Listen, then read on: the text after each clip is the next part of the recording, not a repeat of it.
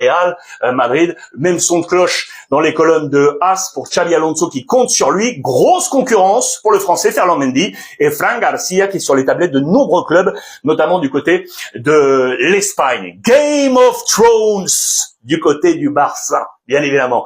Juego de Tronos en espagnol à la une de Sport, car vous le savez, c'est l'affaire Ter Stegen, les amis. Joan Garcia, le gardien de l'Espagnol, va arriver. Que va-t-il se passer? C'est l'affaire des buts.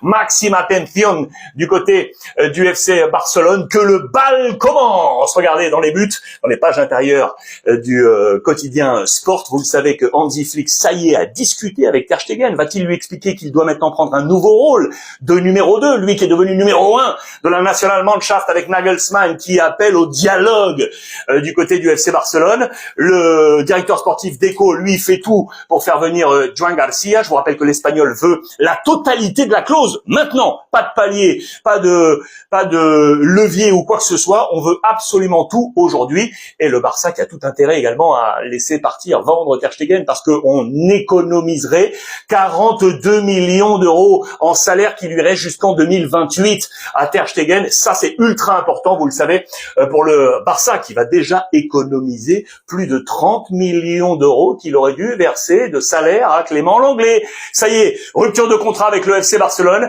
ce qui lui a permis de s'engager jusqu'en 2028 avec l'Atlético Madrid, où il était prêté. Ça, c'est également une information très très importante. Attention à Fermin, les amis. Je vous en ai parlé hier. Il est sur les tablettes de nombreux clubs. L'Arabie Saoudite le tente. La Première Ligue également est en train de sentir tout ça. Le Barça est un chouïa inquiet sur le dossier Fermin. On aimerait bien évidemment le garder. Je vous rappelle que pour faire de l'argent du côté du président Laporta, on avait la saison passée, la saison précédente également, pas mal de joueurs prêtés à droite et à gauche avec du partage quant à la prise en charge des salaires. Maintenant, on est sur une autre dynamique, beaucoup moins de joueurs prêtés. On préfère vendre les joueurs et garder une option d'achat préférentielle. C'est une autre tactique voulue par le président Laporta avec Deco. Je vous montre ça parce que c'est une crise qui a éclaté du côté de la Pologne. L'international Lewandowski est en guerre froide avec la fédération parce qu'il dit très clairement que le sélectionneur n'agit pas avec beaucoup de respect. Il parle même de trahison. Attention au football polonais, affaire à suivre avec Lewandowski. Leao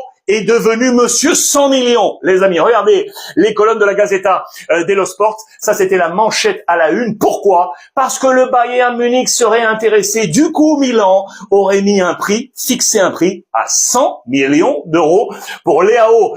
Les amis, je vous rappelle rapidement, 26 ans pour Leao, lui qui a été formé du côté du Sporting Portugal, acheté par Lille à l'été 2018 pour 20 millions d'euros. Puis l'année suivante, Milan pour quasiment 50 millions d'euros. Cette saison